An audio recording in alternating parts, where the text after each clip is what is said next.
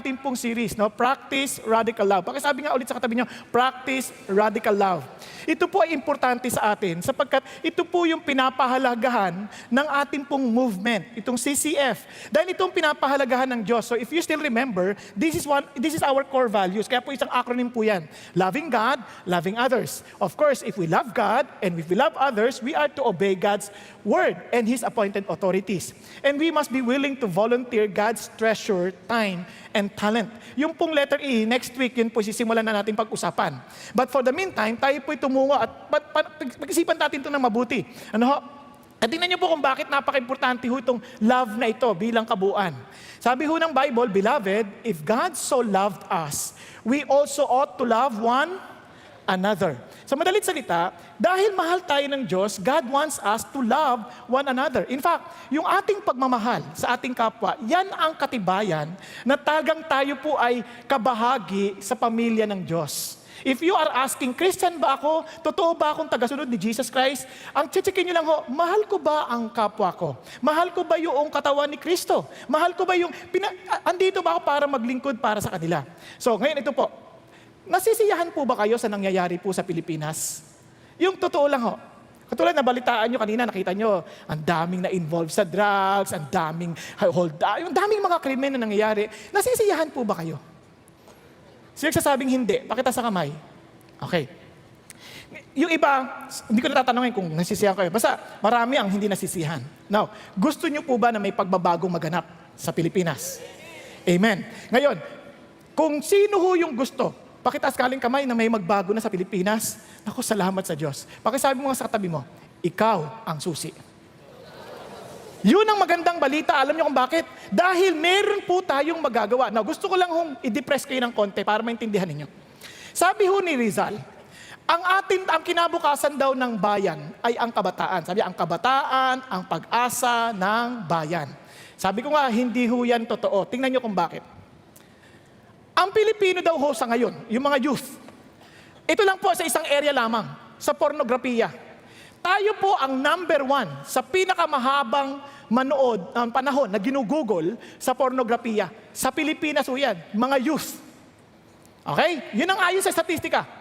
Isa sa 3, involved na. Dahil nga sa tindi ho ng viewing sa pornografiya, obviously, naapektuhan po lalo ho yung sexual drive ng mga bata. Kasi nag-aapoy ho yan, lalo na sa kabataan, pagdating ng mga youth na yan eh. Kaya ho, isa sa bawat 3 ay na-involved na po sa premarital sex. Hindi pa ho kasal. Hindi na ho nila nagalang pati ang kasal. Ngayon, magulat po kayo, hindi ho lang yan sa mga hindi kumikilala kay Jesus Christ. Maging sa mga nagsasabing Christian sila, ay involved dyan. Okay, wag mong tingnan yung katabi mo. Wala dito. Sana. Di ba? May sabi ganoon, isipin niyo 1.4 million na ang edad ay 15 hanggang 19, nanay na. Yung iba nga, wala pang asawa yon. Nagkakaintindihan tayo. Yan ang nangyayari. At itong isang pinakamalungkot, 62% ng bagong mga kaso ng HIV ay nasa mga kabataang edad 15 hanggang 24. Nagkakaroon, at 82% ng mga yan ay dahil sa lalaki. Nagkakaintindihan tayo. Ngayon, ito pa po. 4 na po, dahil nga, siyempre, iba ho, sa sobrang hirap, sa gulo ng isip, 40% nagkakaroon po ng tendency na magpatiwakal. Yan ho ang ating kalalagayan. Kaya ako naniniwala na ang pag-asa ng bayan ay hindi ho yung kabataan, kundi yung tamang kabataan, yung meron pong matuwid na landasin na kabataan. Kasi kung ganito rin ho yan, lalong lalala ang ating sitwasyon. Tama ba? Ngayon, anong ating solusyon? Sabi ni Kristo that you are the salt and light of this world. Kaya, yung katabi mo na kumikilalang siya kay Kristo, yan ang pag-asa. Pakisabi mo nga, pakigising mo sa ikaw ang pag-asa. Kasi tingnan ninyo ikaw ang asin. Ang asin, yan ang pumipigil sa kabulukan. Di ba? Ikaw ang, hindi lang asin, ikaw ang liwanag. Kaya yung church ang pag-asa. Ang problema, nakakalimutan ng church kung ano yung role niya. Kaya nagulat ako isa sa mga aklat na mga nabasa ko na noon. Nagulat ako, naglabas sila ng statistika na ito daw ang tingin ng mga wala sa church. Yung mga hindi nagbabasa ng Bible, hindi sumusunod kay Jesus, itong tingin nila sa mga Christian na kapareho natin. Quote and quote, itong sabi nila, hipokrito. Masyadong nakafocus na ma-convert ang tao para maging kapareho nila. Galit sa mga homosexual. Lagi na lang, hindi sila ma-expose sa tao. They were so sheltered. At minsan ang motibo nila, napaka-political. At napaka-judgmental. Paano na sila maniniwala sa atin kung ganitong tingin nila sa atin? Nakuha ninyo? Kaya kailangan nating bumalik sa totoong pag-ibig. Anong ibig sabihin nun? Love radically. Ano ibig sabihin? Balik tayo sa ugat ng totoong pag-ibig. Ano yun? Serve others. Pakisabi sa katabi mo, serve others. No? Hindi tayo nandito para husgahan ng ibang tao. Hindi tayo para dito para kutsain sila o kaya sabihin ang sasama ng ugali niya. Wala kayo ang kasiraan ng ba? Hindi lang ganun. Nandito tayo para tulungan ang bawat isa. Tulungan at pagsilbihan ng bawat isa upang tayo ay umayos. Kaya tayo po yung inaasahang pagbabago na iyon. Kaya nga po, sabi ng Bible, gusto kong iligay nyo sa isip nyo to. Dahil tayong asin at ilaw ng salibutan, we are an army enlisted by God to search and destroy the terrorism of wickedness in this world. Kabahagi ka sa army na yon upang hanapin at talagang tulungan sila. Hindi natin sila masisira by killing them. Hindi yun ang issue. We can only destroy them by allowing them to experience the real righteousness that comes from Jesus. That you and I will exemplify. Amen po? Parang pahina ng pahina, no? Kanina, amen, amen. Ulitin ko, tayo ho yun. In-enlist tayo ng Diyos. Hindi natin pwede asahan ng ibang tao. Tayo ho yun. Kaya nga naniniwala po ako that Christians, we are the ice-cold water in the heat of summer. Sa tindi ng init na ito, ang pag-asa na to be refreshed. Christians dapat yon. If they know how to serve, if Christians know how to serve others, naku, nakakapagbigay ginhawa po yun sa init nating nararanasan. Okay ba yun? Sabihin mo, ice-cold water ka ha?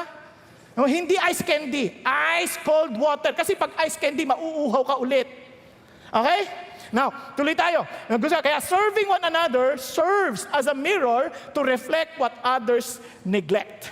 Paglitin ko, pag silbi na tayo sa iba, bigla ho para tayong mga salamin na pinapakita sa iba yung kung ano yung hindi nila ginagawa.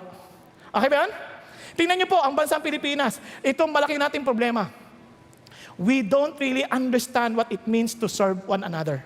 Para tayo yung asawa, nagpa-check up kasi yung asawa pong lalaki may sakit. Di kinausap ng doktor yung asawa niyang babae. Sabi niya, Mrs., kailangan tayo mag-usap. Yung asawa po ninyo, wala silang katulong ha, kasi talagang silang dalawa lang. Ang asawa po ninyo, 3 linggo lang, mamamatay ho yan. Bakit? Malala ho ang kanyang lagay. Pero meron hong pang pag-asa. O ano po ang gagawin? Kailangan ipaghanda nyo lang siya ng maayos na pagkain, yung healthy ba? Yung titiyakin nyo lang, mga salad, iba trabaho yun ha, pero yun, paghanda nyo siya ng maayos na pagkain. At huwag nyo siyang bibigyan ng sama ng loob, huwag nyo siyang aawayin, titiyakin nyo lang na lagi siyang masaya. At yung bahay dapat spotless, walang dungis, wala mang anumang dumi, para hindi siya makasagap ng anumang mikrobyo, para maiwasan siyang mamatay agad. Ganun po ba, Dok? Wala na ba ibang paraan? Yun lang, Mrs., yun lang. Pero yun ang pag-asa natin. Okay? Opo, Dok. Labas na ho yung misis, malungkot. Sabi niya, sweetheart, ba't ang lungkot mo? Mas mabang lagay ko. Oo.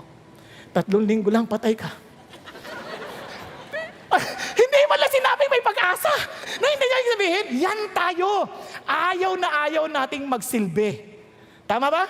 Gusto natin lahat tayo pinagsisilbihan. Sino ba naman? Gusto natin tayo yung parang, kailangan ko to, kailangan ko yan, ganyan tayo. Okay po ba yan? Kaya, tingnan nyo, kaya ito pong bagay na ito, para sa Christian lang. Bakit? Kung naalala nyo, sabi ng Bible sa Romans 12, kung naalala nyo, let love be without hypocrisy. Abhor what is evil, cling to what is good. Now, let's continue. Be devoted to one another in brotherly love, give preference to one another in honor, not lagging behind in diligence, fervent in spirit, serving the Lord. Now, kung naalala ninyo, bago sabihin ni Paul yan, kung naalala ninyo, babalikan ko lang konting review. Last week, sabi natin, we are to vote into a D group. Bakit? Kasi sabi natin, nung nagkasala ang tao, we began to reject each other. Bagamat ang design natin is to relate with one another, ang ating design is to, kaya sabi ng Bible, hindi sa Bible yun, no man is an island. Kasi yun ang design natin. We were designed to relate. Kaya nga, lahat ng tao, magsusuot ng maskara, makasali lang, that they would sense that they belong. Tama? Ang problema lang, because of sin, napaka-self-centered ng bawat isa, ang iniisip niya, tanggapin mo ako, pero hindi garantiyang tatanggapin kita. Yun ang idea. Kaya ang isip ng tao, naku, kanya-kanya tayo, pero kailangan mo akong mahalin at tanggapin. Kaya nga ang tao, they become more isolated from each other. Ngayon, ganda ng ginawa ng Diyos. When God saved us, He gave us, Jesus Christ died for us, showed us how to accept, how to love. Kaya sabi ng Bible, now that you are forgiven, now that you belong to the body of Jesus, ano ginawa ng Lord? Now that you have experienced His mercy, ang nangyari, ito na. Through the grace given to me, I say to everyone among you, not to think more highly of himself than he ought to think. Kasi ang utak ng mundo, ako ang sentro. The government must serve me. Yung mga tao sa labas, they must serve me. Yung asawa ko, dapat ako ang iniintindi. Laging ganun ang utak ng tao. Sa church, lagi natin isip, ganito ba? Kasi silang mag-asikaso sa akin. Lagi natin iniisip yan. Bakit bawal ang pagkain sa loob? Hindi ba nalalaman nagugutom ako? Naku, ano yung sabihin? Lahat yun pasentrong sarili. And sabi ng Lord, don't think of yourself highly than you should ought to think about yourself. Bakit? Kasi hindi, you are not just meant for yourself. Ang sabi ng Bible, but to think so as to have sound judgment as God has allotted to each a measure of faith. Lahat tayo binigyan ng kaloob ng Diyos. For what purpose? Sabi niya, for just as we have many members in one body, and all the members do not have the same function, so we, who are many, are one body in Christ, and individually members one of another. Yung madalit salita, bawat isa sa atin, we belong to each other if we belong to Jesus. Nakakadinig yan? If you believe that you belong to Jesus, we belong to each other. Okay po ba? O, pakisabi sa katabi mo, we belong to each other. Okay? Tayo. So, may ibig sabihin, bawat desisyon ng buhay ko, ay kasali ka diyan. Kapag dinesisyonan kong matulog ngayon, hindi ako nagbibiro. Kasama ka dito. Pansinin niyo, pag sabi mo sa tabi mo, ay, hindi ka makasalta. Napansin niyo ba yan? Naku ninyo, apektado yung kasama mo. Yung iba naman yung kasama mo, ano ka ba? Nakatingin si pastor. Huwag kayong mag-alala, medyo lumabo na yung mata ko, hindi ko na nakikita masyado. Aninag na lang actually, mga mata nyo, hindi ko na napapansin na nakadilat kayo, nakapikit. Sa totoo lang, hindi ko na siya nakikita. Dati tala sa mata ko, kahit malayo doon, nakikita ko. Ngayon, parang, tingin ko lahat kayo nakapikit. Siguro kapal nung yung pilik mata. Di ba? Tuloy tayo, girl. Tuloy tayo. Sasabi niya, since we have gifts that differ according to the grace given to us, look at the words, each of us, walang accepted, each of us is to exercise them accordingly. For example, in prophecy, according to the proportion of his faith. If service in his serving, in teaches in teaching, he who exhorts in his exhortation, he who gives with liberality, he who leads with diligence, he who shows mercy with cheerfulness. So madaling salita, lahat tayo may kanya-kanyang kaloob, iba-iba. Tama ba? Hindi pare-parehas. Now listen, sa kanya sinabi, let love be without hypocrisy. Sa madaling salita, if you don't exercise whatever gift God has given you, hindi ka totoong nagmamahal. Nagkakaintindihan? Okay pa tayo? Kaya ang una mong tanong, ikaw, ano bang gift mo? Tanong katabi mo, ikaw, anong gift mo? Have you ever considered to take that seriously? Ano ba talaga gift ko? Nakuha ninyo? Kasi noon, ganyan din ako. Puupo lang ako, nakikinig ako. But I ask myself, ano bang gift ko? Ano ang aking ambag sa church? Ano ang aking ambag sa Pilipinas o sa mundo na ito? Ano ang aking ambag as a part of the body of Jesus Christ? Kaya if you belong to Jesus, you will take that issue seriously. Ikaw at ako, if you say you belong to Jesus, pag-isipan mo, ano ang ambag ko?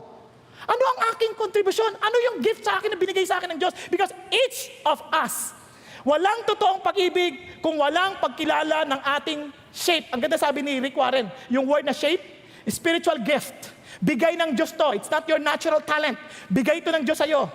Pangalawa, sabi niya, your heart, your passion.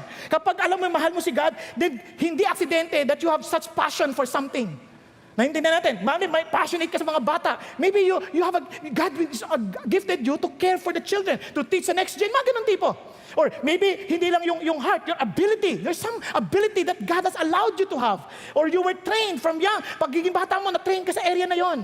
Tapos ano pa, hindi lang yung shape, yung personality mo. For example, you have the gift of evangelism. Pero introvert ka. Yung isa, extrovert ka. Ibig sabihin, you will do the same gift in a different way.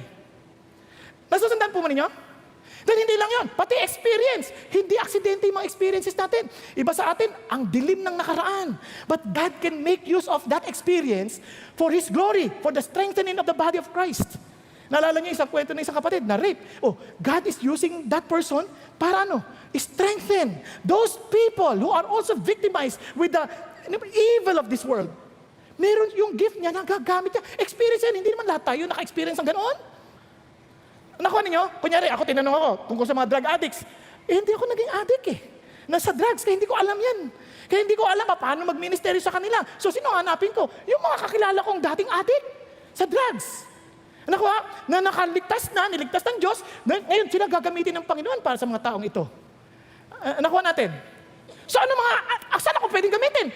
Si God yun, yung experience mo, gagamitin ng Diyos. Naunawaan po. Kaya alamin natin, let love be without hypocrisy. And listen to this. Kaya nga, you can serve without loving, but you can never love without serving. Pakisabi mo ulit sa katabi mo, serve one another. Yan ang totoong pagmamahal. So how should we serve? So alalahanin niyo ito How should we serve? Remember the word. Di ba? Service. Sabi mo, service. O yan ang ating acronym. Service. Ang haba naman. I-abbreviate natin. SVC. Service. Let's start with S. Selfless. Say it with me. Selfless. Selfless. If you want to serve, it's not about us anymore. You must be selfless. Look at the words. Be devoted to one another in brotherly love. Give preference to one another in honor. Now listen. Ang word na be devoted. Sa Greek, ang word na love, iba-ibang salita, iba-ibang kahulugan. Sa atin, halimbawa, pag-ibig. Ano pang word ng love sa atin? Pagmamahal. Tama ba? Iniirog. Sinisinta-sinta. Nakuha niyo? Yan yung mga salita ng pag-ibig sa Pilipino, pero halos walang pinagkaiba sa mga kahulugan. Pero sa Greek, iba-iba ang kahulugan. For example, pag sinabi mong phileo, it's a friendship love. Pag sinabi mong eros, or eros love, ibig sabihin ito ay romantic love. Nakuha niyo? Pag sinabi mong agape, it is unconditional love. Ito pong devoted, kakaiba. Ang ginamit na word na love dito ay istorge o storgo. Hindi istorbo istorgo. Parang storage, parang ganyan. So anong ibig sabihin nun? It is usually translated as bonding or affection of a mother to an infant. Nagkakaintindihan?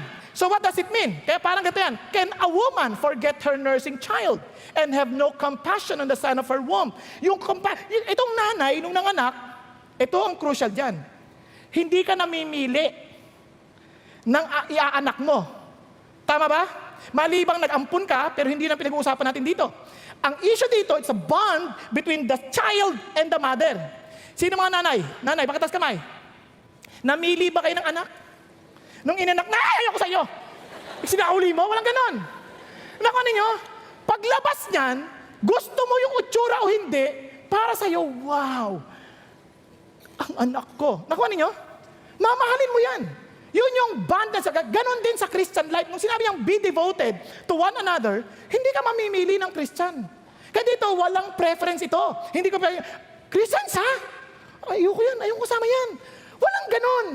Regardless na kahit na type mo yan o hindi issue. You have to be affectionate. You need to be bond with love for that person because he is your brother or sister in the Lord. Kaya napansin niyo ba yan, kahit hindi kayo magkakilala, the moment na nagkaalaman kayo Christian kayo, bilang parang nagbaband kayo for something. Ngayon, nagpunta ka sa Amerika, nagbabasa, Christian ka ba? Oo, si Jesus, biglang, ako rin, biglang nagbaband na hindi maintindihan. Nakuha? Kaya doon malalaman na, pero pag hindi Christian, for some reason, alam mo kahit sabi niya, Christian ako. Talaga? Hindi nga. Sigurado ka. Hindi mo man lang sinasabi ng malakasan. Sa loob-loob mo, parang there is something wrong. Hindi nagja-jive, hindi nagko-connect. Nangyayari yon. Kaya hindi naman din, bakit hindi mag-connect na kung Christian kami o hindi? Kasi nga, this is a natural effect. Nakasabi niya, be devoted to one another because there's such a bond. Kaya walang selection, walang preference. At ito pang napakaganda. Hindi lang siya, tingnan nyo yung ginamit na metaphor pa ni Paul when it comes to the body of Jesus, talagang body. Sabi niya, for even as the body is one and it has many members, and all the members of the body, though there are many, are one body, so also is Christ. So isang katawan yan, iba-ibang parts. For by one Spirit, ito ang nagbaband sa atin. For one Spirit, we were all baptized into one body, whether Jews or Greeks, whether slaves or free, we were all made drink of one Spirit. Wala nang status. Mayaman yan o mahirap. Naku niya, boss o alipin. Walang pinagkaiba. Kaya dito pag sa church, hindi na issue, boss ko po siya Minsan, walang ganon. Dito pantay-pantay. Lahat tayo naglilingkod sa isa't isa. Pagdating sa katawan ni Kristo, lahat tayo naglilingkod. Kunyari, hindi naman pa pwede, halimbawa, nasa church kang ganyan. Hindi lang lutusan mo, ihulog mo yung aking tithes doon. Dali. Bakit? Katulong kita, ha? Binabayaran ka. Lagi mo tithes. Walang ganon. Kasi magkakapatid tayo. Sa Lord, magkakapatid tayo. We are to serve one another. Okay po? Hindi mo pa sabihin, binavolunteer kang katulong ko. Siya na. Walang ganon. We are equal in the eyes of God. We are all. Kasi hindi mo pwede sabihin ng kanang kamay, dahil kaliwete ka, ikaw kaliwa ka, wala akong pakialam sa'yo. Pwede ba yun? Subukan mo sa pakin. Nasasaktan ako, ha? Hindi naman pwede sabihin, kanan ako, mas importante ako sa'yo, kaliwa. Wala akong. Hindi totoo. Lahat yan pareho lang. Subukan nyo, tanggalin nyo isa. You will really be affected by the loss of it. Now look at, continue. For the body is not one member, but many. Now listen. So that there may be no division in the body, but that the members may have the same care for one another. Anong klaseng malasakit? Anong klaseng malasakit? Same care. Tanong, talaga bang meron kang parehong malasakit para sa halimbawa lang sa lahatan at sa D-group nyo, pareho kayo ng malasakit? Pag hindi, ito lang, maaaring nandiyan ka sa katawan at hindi ka kapareho ng malasakit ang lahat, baka hindi ka bahagi ng katawan. Baka kuto ka. Hindi, totoo yan. O kaya gusto mo bulatisat yan para masosyal ka sa loob. Alam niyo kung bakit ko sinabi yan?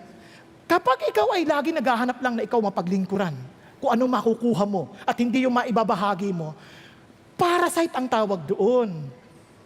Kuto yun. Naintindihan? O kaya'y balakubak. Hindi na siya bahagi ng katawan o dumi ng kuko. Istorbo. Nagkakaintindihan tayo? Kaya yung iba talagang hindi na naintindihan. Kaya you ask yourself, ako ba'y totoo may malasakit sa katawan ni Kristo? Kasi bakit wala ako malasakit? Kasi siguraduhin mong hindi ka kuto. Simple lang, Lord, bahagi ba talaga ako ng katawan mo? It is only through a supernatural work of Jesus that you can be part of His body. It is not by joining, it is not by your own personal decision, no. It is really allowing God to take over you. Nagkakaintindihan? Hello? Huwag kayong mag-alala, swapang din akong tao. Wala akong pakialam sa mundo. Ang pakialam ko lang, paano ako maging mananagana bilang isang tao. But I praise God. Kaya ako ito sinasabi sa inyo, I praise God, by His grace. When I realize that Jesus alone can save me, and He alone offers life eternal, bigla ho nagbago yung pananaw. Pag-isipan niyo mabuti. Tanong ang asawa ko, ba't ka ba puyat ng puyat? Aral ka ng aral. I have to give my best para sa, ito yung gift ko para sa katawan eh. Tama ba? Sabi niya, tsaka yung mukha mo, kung ano ginagawa mo sa taas, ang pangit. Hindi na importante itsura. Yun ang magpapagsilbi ko eh. Para yung mga natutulog, para naginip sila, ang pangit! Nagigising. Kasama yun sa kontribusyon. Nagkakaintindihan tayo, it's no longer about us anymore. Kaya nga, pinakwento ko to sa inyo, kaya nung nakita ko yung sarili ko sa TV, na ang taba-taba, ang itim, sa Panginoon Diyos, patawarin niyo ako. Pero inyo, wala naman akong pakialam, masarap kumain, no? Paborito kong pagkain, adobo. Isipin nyo, talagang mga singan, maalat-alat, maraming kanin, may sile. Yan ang mga type kong pagkain. Manok na puwet. Biglang tatalikuran mo yung pag-asan, yung puwet na, hello? Tatalikuran mo, para saan? Sa katawan ni Kristo. Kasi gusto ko sila mapaglingkod, ayoko isipin na kinain ko yung tithes. Dahil hindi naman talaga. Naintindihan niyo po? Titiisin mo lahat yun. Bakit? Damit, hindi ako mahilig magbabarang ng ganito. Gusto ko naka-t-shirt, naka-sando, komportabling sapatos, kung maaari, tsinelas lang. Kaya nga, asawa ko agad sa akin, ba't di ka ba nagchichinelas? Ang dami ng tsinelas. Gusto ko yung naaapakan ko yung sahig. Ayoko nung... Pero pagdating sa pagsisilbi, kahit hindi ka komportable, sige lang. Bakit? Tingnan mo yung katabi mo, dahil importante ka sa Diyos. Okay po? Pakitingnan mo ulit katabi mo, importante ka sa Diyos. Kaya antok na ako, tinitiis ko. Sasabihin ng katabi, para lang sa'yo. Titiisin ko lahat para sa'yo.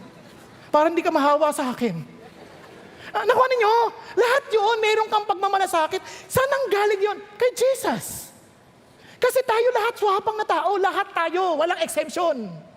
Ayaw natin makarinig na nakaka-apekto sa atin, napapahiya tayo, ayaw natin yun. Pero pagdating na kay Jesus, dahil bahagi ng katawan, kahit na ikakahiya ako, para isa kitutulong ng iba, gagawin ko. Yun ang sabi ng Lord. Yun ang malasakit. Di ba ganyan ang nanay sa anak?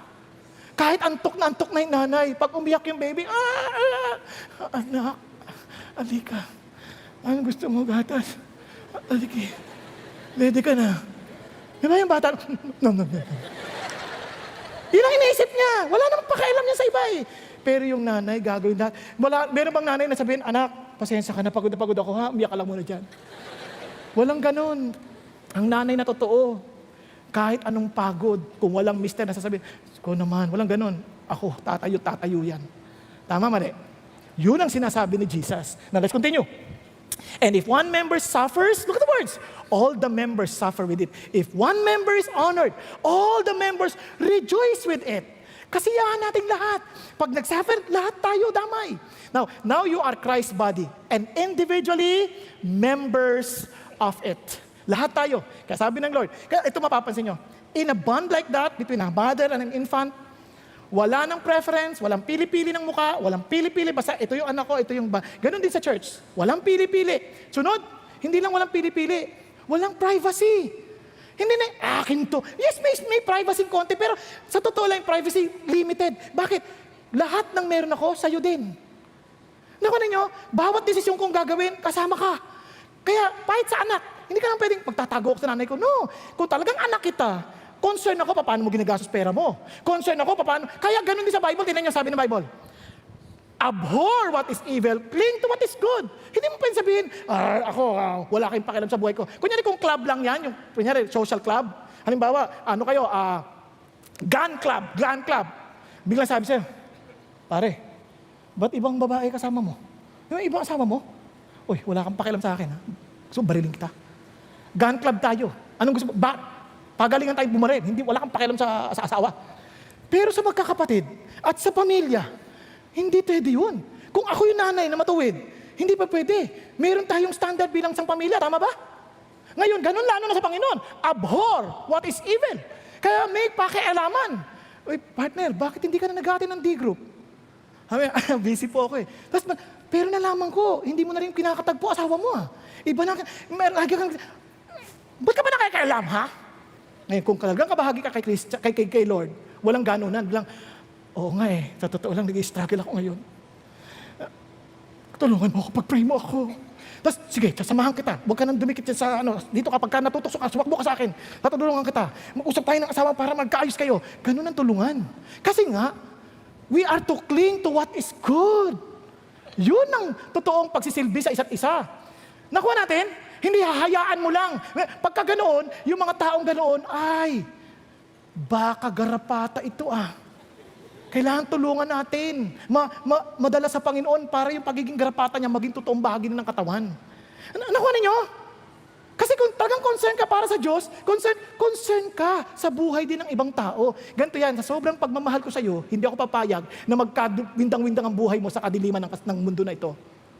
Tama ba? Nagkakaintindihan tayo? O, pakisabi sa katabi mo, mahal kita. Kaya please, mabuhay ka ng maayos. Ano ba yung evil na to? Ito yung evil, oh.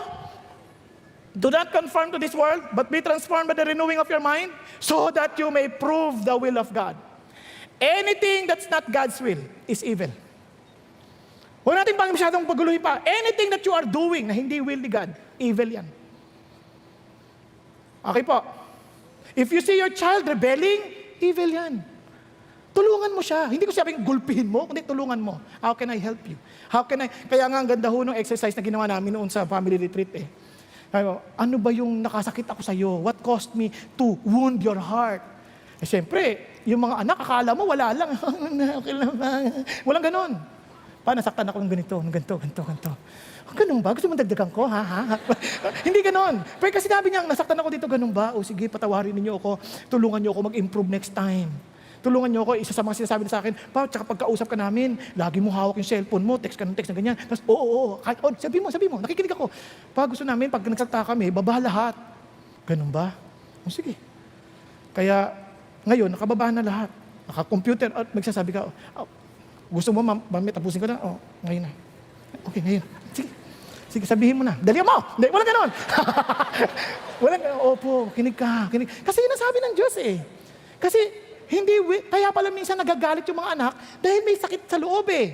Kaya hindi will ng Lord. Tulungan mo ngayon. Paano ba? Bakit ka ba nagkakaganyan? Bakit ka ba biglang hindi kumakain? Bakit hindi ka kumain ngayon? Di ba kakain tayo dapat? Bakit di ka sumabay? Ano ba? May problema ba anak?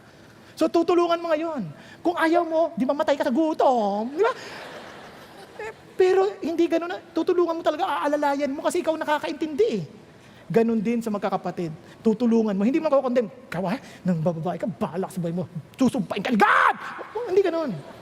Tutulungan. Ano ba may tutulong ko sa iyo? Siyempre, hindi yung babae tutulong sa lalaki. Ako na. Gusto mo. Walang ganon. Tutulungan mo para makawala, hindi lumala.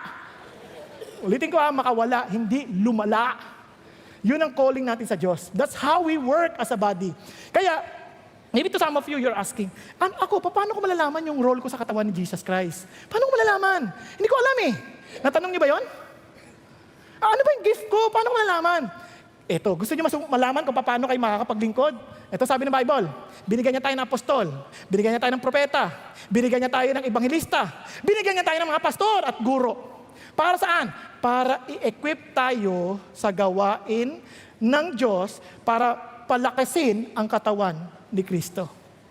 Alam nyo, kaya nga kasama tayo sa isang church. May pastor, hindi naman ginusto ng pastor, binigay yan ng Diyos. Kaya nga, sobrang blessed ako. Bakit sa CCF? Binigay sa atin ng Diyos. Talagang, hindi niya, iniwan niya yung sarili niya negosyo. Ibig sabihin, negosyante siya, pero ang priority niya, yung pagiging pastor. Dahil binigay siya ng Diyos sa atin eh. Ang dami sana niyang dapat gawin pang ibang bagay. But He made a choice to follow the Lord to strengthen us. Kaya pinagpipray natin lagi si Pastor Peter, nandiyan ninyo, lahat tayo. Isipin nyo, si Pastor Ricky lang, manimbawa lang, binigay siya ng Diyos. Bakit? Ang taas ng posisyon niyan dati sa trabaho niya eh. Pero had to live that work to serve God because God gave us pastors to equip us. Pwede naman sanang doon na lang sila sa labas. Itsura pa lang, artistahin na. Tingnan nyo na lang kami. Wala akong kilala. Kontrabida dating. Pero ang ibig sabihin, pwede naman sanang gumugol na sa ibang bagay. Bakit? Pinili ng Diyos for the body of Christ, to equip the saints. So, ini-equip tayo ng Lord. Naintindihan po? Now, gusto niyo malaman? Binigyan tayo ng Lord ng GLC. Binigyan tayo ng Lord ng iba't ibang paraan. Tinuruan tayo mag-D group. Those are part of equipping. Meron po ng graduation sa GLC. Kaya nga tayo may GLC eh. Kaya nga tayo may mga iba't ibang mga equipping na ginagawa sa mga members. It's up to us now. Nakuha natin? Kaya, sabi ng Lord, gusto mong malaman itong sukreto. Be selfless. Kasi ang lagi natin excuse, wala akong time. Sentro sa sarili. You want to start serving God? Start with, be selfless. Kaya sabi sa kanila mo, be selfless. It's not about you anymore. It's about Jesus. Ang pangalawa is you need to understand voluntary. It must be voluntary. Bakit? Tingnan nyo sabi ng Bible, be devoted to one another in brotherly love. Give preference to one another in honor.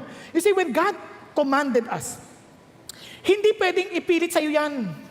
You must voluntarily obey. It is now your decision. Hindi ko na decision yan. After ko i-preach dito, kayo na yan. It's now your decision. You must take a voluntary step to say, sunod ako, Lord. Kasi it's between you and the Lord. Nagkakaintindihan tayo? Kaya nga, if you want to serve, ikaw mismo, you have to take a step of faith to volunteer. Kasi sabi ng Bible, tinan nyo, this practice is not only for our fellow Christians, hindi ganoon.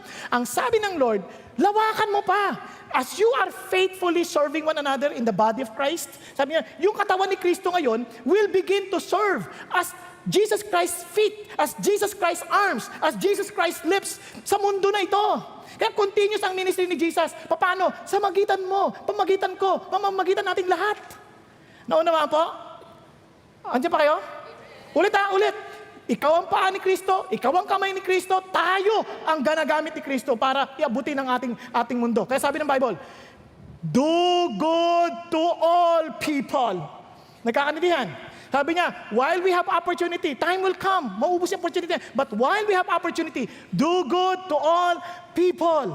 Now, kaya sabi ng Bible, tinan nyo sa Romans, balikan natin Romans 12. Kahit kaaway, hindi tayo nalilimitahan to serve. Bakit? Kahit kaaway yan. Kasi sabi ng Bible, never pay back evil for evil to anyone. Respect what is right in the sight of all men.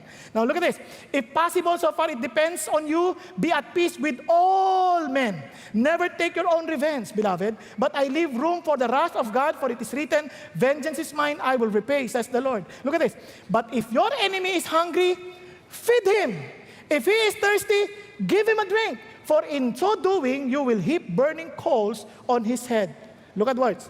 Do not be overcome by evil, but overcome evil with good. Paano natin matatalo ang dilim, ang kasamaan sa mundo na ito? Overcome it with good. Tama? Ulitin ko We are an army enlisted by God to search and destroy the terrorists of wickedness in this world. How? By doing good. Pakibalik natin, pakisabi natin ulit. Overcome evil with good. Sabi mo sa tabi mo, overcome evil with good. Ito dapat nating voluntaryong gagawin.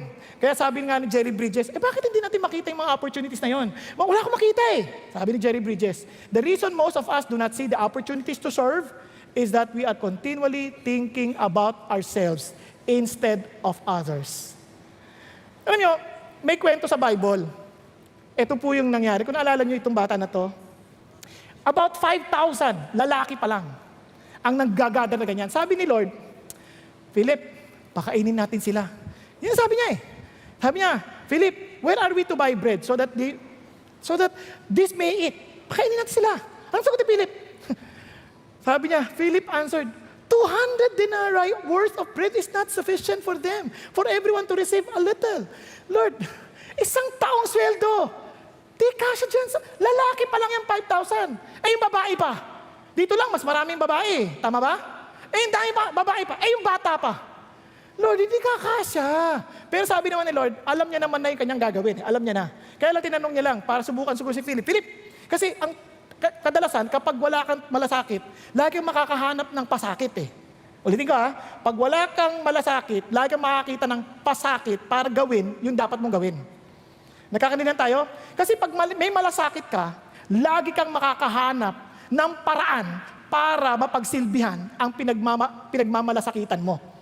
Tama ba? Hello? Okay, so hanap ka ng paraan. So sabi niya, wala. Ito tatandaan natin. Kapag napaka-imposible na yung sitwasyon, this is the time for Christians. Alam bakit? Our God does the impossible possible. Ulitin ko pag panahong madilim, parang hindi mo na alam paano aayusin, panahon natin to. Okay po ba yan? Kaya sa opisina nyo, pag panahong madilim na yung sitwasyon, panahon mo yan. Pagkakataon mo na yan magliwanag. Sa bahay, madilim. Pagkakataon mo lalo yan. Okay ba yan? Pakisabi sa katabi mo, madilim na ba ang paningin mo ngayon? Pagkakataon mo nang dumilat. Sorry. Now, bakit ko sabi ni Charles Swindoll, we are all faced with a series of what? Great opportunities. Brilliantly disguised as impossible situations. Parang imposible. Tingnan nyo yung bata. Imposible. Pero lapit yung bata. Sabi ng bata, sabi niya, one of his disciples, Andrew, Simon Peter's brother, said to him, there is a lad here. Yung bata, walang nakikita imposible. Sabi niya, here was 5 barley loaves and 2 fish. But what are this for so many people? Alam, grabe, no? Sabi niya, ito, 5 tinapay para sa 5,000 tao. Anong gagawin dyan? Gagawin breadcrumbs? Hindi pa rin magkakasya. Yung isda, anong gagawin dyan? Filet? Lalo malabo. So, pero ito pa rin yung bata. Ito po, gamitin nyo kung anong maitutulong. Yan lang maambag ko eh. Alam nyo, hindi naman hinaharap ng Diyos na supplyan mo lahat ng problema sa mundo eh. Kung ano yung maambag mo, di yun lang. Ang amazing kay God, kinuha niya yung ambag mo, ambag ng bata, at saka pinag-pray, at naging sapat para sa lahat. Hindi lang sapat, sobra pa nga. Dahil nakaipon pa ng 12 basket na sobra. Yan ang ating pagkakataon. Pakisabi mo sa katabi mo, pagkakataon natin to. Tingnan nyo lang ha. Nakita nyo ba yung dilim sa Pilipinas? Lagi na sabi ko, paano na tayo? Alam nyo ba ang bait ng Diyos sa atin? Isipin mo, drugs.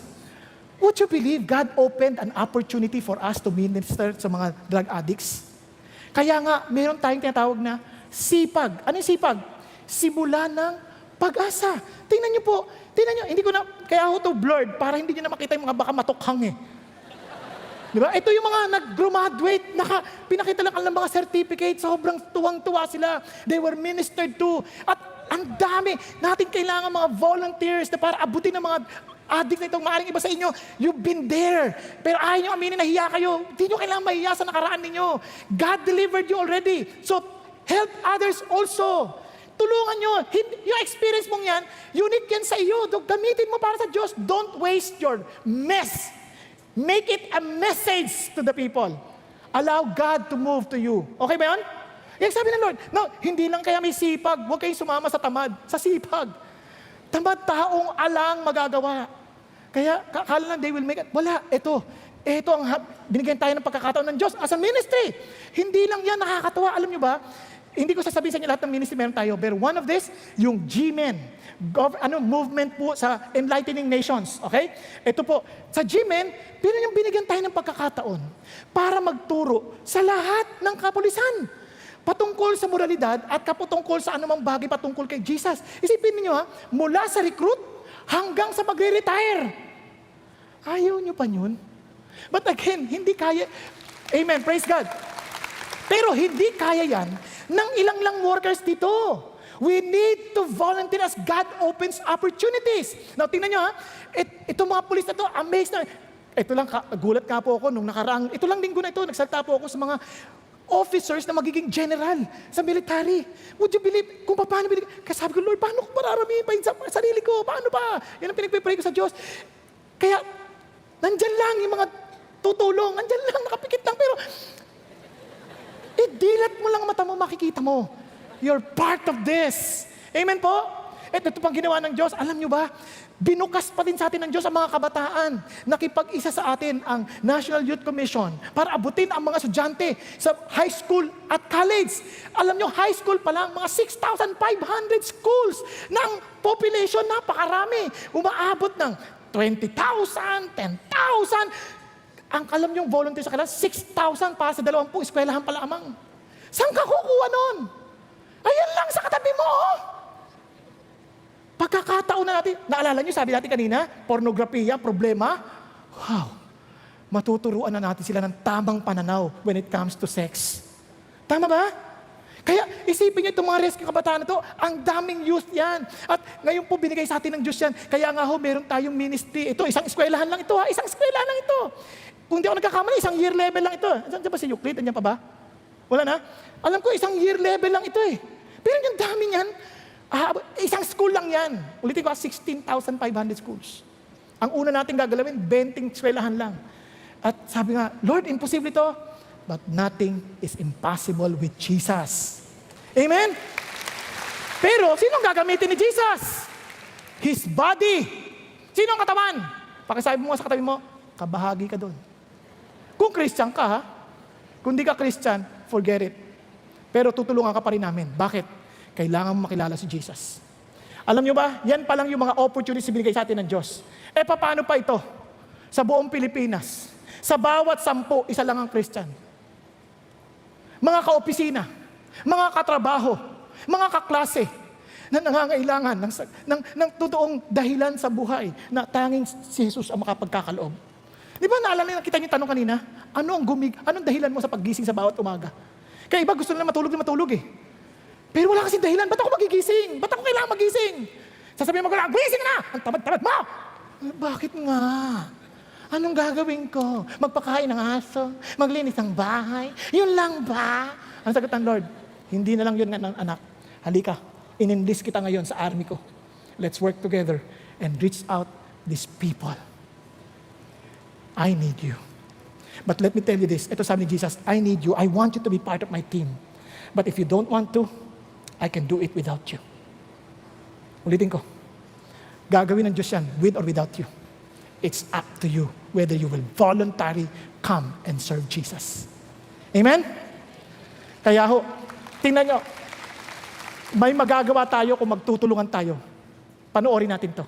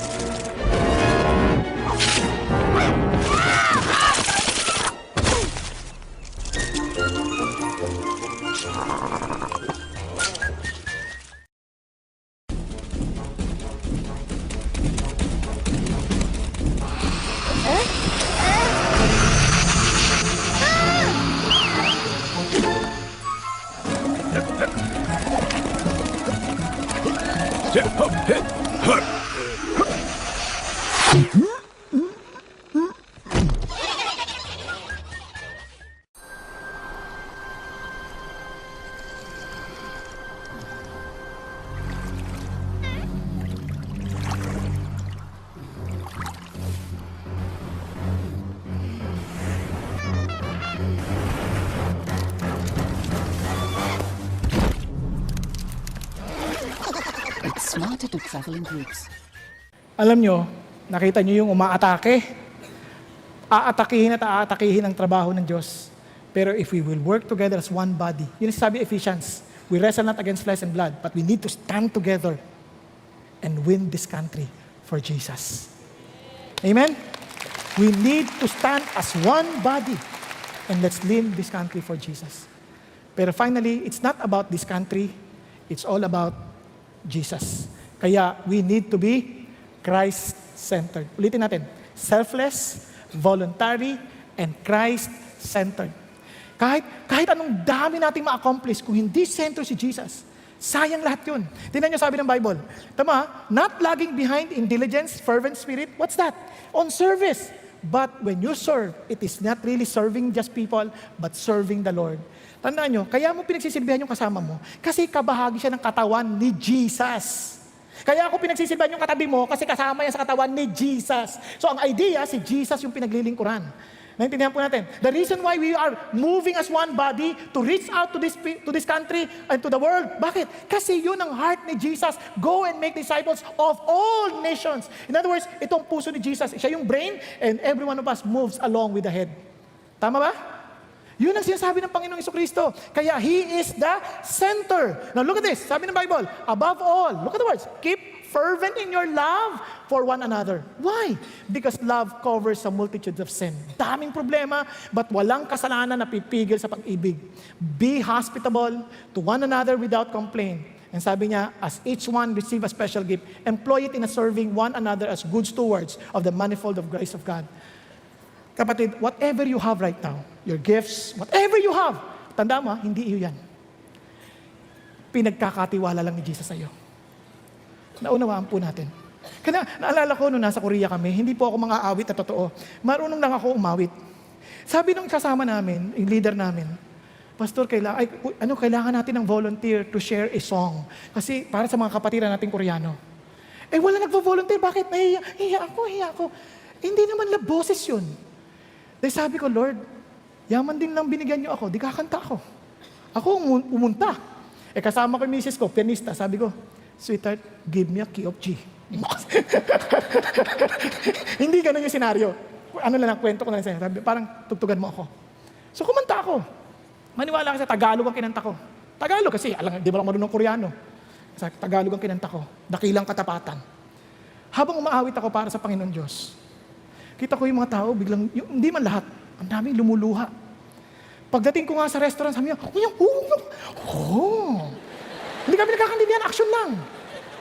But we understand one thing, the language of love. Sabi ko sa Panginoon Diyos, Lord, kahit itong maliit na meron ako, kumpara sa iyo to, bibigay ko. Nakuha natin. Lahat ng binigay sa iyo, pagkatiwala sa inyo ng Diyos, bahay, ari-arian, pinagkatiwala sa inyo ng Diyos yan. Use it for His service. Be Christ-centered. Kasi sabi ng Bible, we as good stewards, now continue, whoever speaks, as one speaking the utterances of God.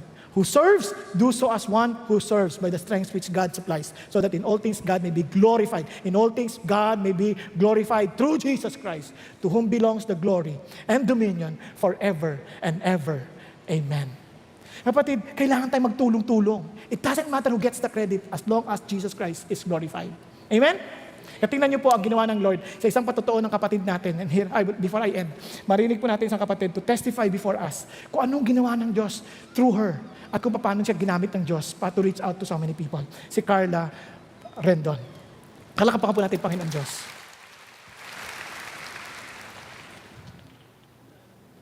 Good afternoon. I came to know the Lord through my father in 2006. He met the Lord while he was still in active service with the Philippine National Police in 2003 as an officer in the Highway Patrol Group. This was the time when CCF sponsored a 40-day purpose-driven life series for PNP personnel, followed by a retreat at the Kaliraya Recreational Center. There, my father accepted Jesus as his personal Lord and Savior, and that eventually led to our family coming to know the Lord and attending CCF worship services. From then on, my heart was on fire to know Him and be equipped to serve Him. Our family attended the Biblical Foundation series, followed by GLC 2 and 3 classes. Right after graduation, I took the challenge to sign up and start a D group. I also joined various ministries such as Next Gen, Music Ministry, Singles Ministry, and Prayer Ministry. God started bringing in one girl after another to my first ever D group. However, major changes took place in my work assignments. This and other factors left me little choice but to leave D group and other ministry involvements behind. Fast forward to January 2014, the Lord is faithful and He brought me back to active duty. God spoke to me during CCF Prayer and Fasting Week to start handling a D group again. There, I met my new discipler who mentored me and consistently encouraged me to start all over again. Through one-on-one discipleship and equipping them through GLC and small group, the Lord slowly but surely added to our number. A D group of 10 members eventually became a group of leaders that God used to mentor other girls that He entrusted under them. But following God's will and doing His work did not excuse us from experiencing challenges. As a small group, we together faced struggles, defeat, and victory. For example, one of the ladies that God has entrusted me gave up of what she thought was the center of her happiness, and that was her 7-year same-sex relationship. With the help and encouragement of her family and our D12, she attended retreats and seminars where she experienced God's unconditional love for her. Now, she is joyful beyond measure by the grace of God. She dedicates her time in serving the Lord through ministers she's involved in. Another lady under me came to a point in her life where she felt so much pain and emptiness as she lost all the things that she thought most precious to her. These led her to fix her eyes on Jesus by consistently attending D groups, retreats, Bible studies, and having a dedicated personal time with the Lord. Now, all by God's grace, she is leading her own D group and is part of different ministries and church activities. God has indeed blessed her with a meaningful and purposeful life. Today, by the grace of God, our D group is actively involved in serving the Lord together in various ministries. We are part of Next Gen Kids Church as a small group teachers and gospel sharers to children who visit Next Gen for the first time. We are also involved in the Mega Sports Camp as huddle coaches. We volunteer as facilitators and workers for the True Life Retreat and Goals Hope Ministry. We also have our D group network activities and outreaches organized by my discipler and many of the ladies under us. We have a monthly prayer gathering we call Hands Together, and a monthly community outreach program where we minister to the kids of Barangay Paoo, Santa Maria, Lugana. Let me end with this verse from 2 Timothy chapter 2, verse 2. The things which you have heard from me in the presence of many witnesses, entrust these to faithful men who will be able to teach others also. Please do pray for us that we may all honor God, love and serve others, and finish well. I am Carla Veresa Fullerendon. To God be all the glory, honor, and praise. Praise God, praise God. Si Carla po, dinidisciple ni Cheryl. Tapos andito yung mga kasama nyo, di ba? Andito yung mga kasama mo, nandito. Ayun, tayo kayo. Ayan, sila po yun. Di ba? Praise God, no? Yung grupo nila. Sipin mga babae ho ito, kung saan pumupunta para lang umabot din ho ng mga tao. The truth is this, whenever we serve, tayo po ang binibless ni God. Di ba? Parang vitamin shots yun eh. Pwede man natin pag-pray natin sila bago tayo magpatuloy before we end. Tayo po mag-pray. Panginoon Diyos, maraming salamat kay Carla, salamat kay Cheryl, at sa kanilang grupo, aming Ama. Thank you, Lord, for using them to model to us, Father God, what it means to serve as a D group, O Lord. As they serve one another, as they serve the group, O God, Lord, they also, Father God, being used, Father God, to serve people outside of their group. Thank you, Lord God, for using them. At hiningi ko, Panginoon, to continue to protect them, to continue to love them, continue to, Father God, to accomplish your purpose through them, O God. Thank you, Lord. In Jesus' name we pray. Amen and amen. God bless, God bless. Praise God. Now, maaaring tatanong kayo, paano kami? Hindi nyo kailangan mag-invento. You talk as a D group, you serve as a D group. Saan? Ang daming opening. You pray about it. G-Men, Rescue Kabataan. Kasi yung Rescue Kabataan, we do not just teach the youth, we want them also to rescue other kabataan. Kaya we're building them up to become rescuers. Nakakatuwa ang ginagawa ng Diyos. So pwede kayo, ang dami-daming ministry actually na available at you just pray about it. Kaya mamaya ho, as we pray, dun sa labas, you can go to the booth and understand, saan ba ako pwede?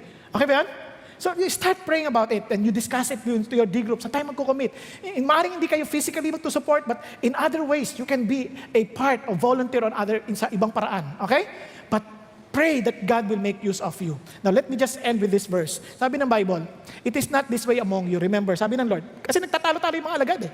Jesus called them to himself. He said, you know that the rulers of the Gentiles lord it over them, and their great men exercise authority over them?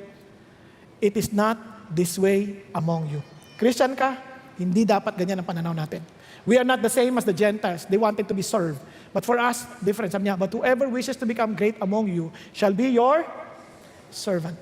And sabi niya, and whoever wishes to be first among you shall be your slave. And sabi ng Bible, just as the Son of Man did not come to be served, but to serve and to give His life as a ransom for many. Alam niyo ba kung bakit pumunta si Jesus dito? It is not for us to serve Him. He came to serve us. We needed Him. We cannot save ourselves. So He came to save us. Siya na yung naging kabayaran para lang tayo po maiahon ulit. Kasi alam ng Panginoong Diyos that without Jesus in us, wala akong pupuntahan ng buhay natin. Kaya iba sa atin, parang pagod na, hindi alam kung anong ginagawa, hindi alam kung saan pupunta, hindi alam paano ayusin ang buhay. Alam mo bakit? Hanggat hindi si Jesus ang sentro ng buhay mo and allow Him to serve you, that you can serve others. Hindi mo makikita yung hinahanap mong abundant life. Yung buhay na may kasaganaan ito. Yung buhay na may dahilan. Yung buhay na may kabuluhan. Yung buhay that will really make a difference in this world. Tayo pong lahat ay yumuko at pumikit sandali. Thank you, Jesus. Thank you, Lord. Kapatid, nagtatanong ka ba kung ano may bahagi mo sa katawan ni Jesus Christ? Hindi ito sa pagsimula ang tingnan mo ang sarili mo. The first thing that you need to do is start being selfless. Isipin mo that your life is not meant for yourself. You are meant for Jesus. You are meant for His body. You are meant for His purpose. Yun ang dahilan mo. And discover your part as you allow yourself to be trained. Hindi aksidente nandito ka sa movement na ito. Or if you belong to somewhere else, learn from there. As your pastor would equip you. But dito, as a pastor of this movement, as one of the pastors, we want to equip you. We want to guide you. We want to tell you and teach you on how you can really be of service to Jesus. Volunteer yourself. First, volunteer yourself to serve in a D group. Then pray to God that you can serve through G-Men or maybe through or RK or to Uplift or whatever venue that God is opening to you. Maaring sipag, binuksan na to ng Diyos sa atin because we want to make a difference in this country as we live out our calling as salt and light of this world.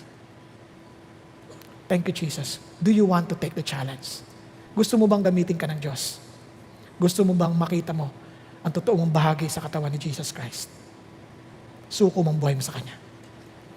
Thank you, Jesus. Hallelujah. Thank you, Lord. Father God, I thank you that you know every one of us in this room. Father God, thank you that you know those people who are seeking for meaning to life. And Lord, thank you that unless we live for you and for your purpose, we will always be miserable. Kaya, Panginoong Diyos, tulungan niyo kami that we would not fall into that misery. We would not fall into a miserable life by thinking only about ourselves, our kingdom. Allow us, Father God, to serve your purpose, to serve your body, to serve, Father God, as you have designed us to be. Lord, help us that we are to no longer live for ourselves, but for you, who died and who lived again for us. Thank you, Jesus. Lord, I pray to strengthen your body to really make a difference in this country and even throughout the world. Thank you, God. In Jesus' name we pray. Amen and amen. God bless.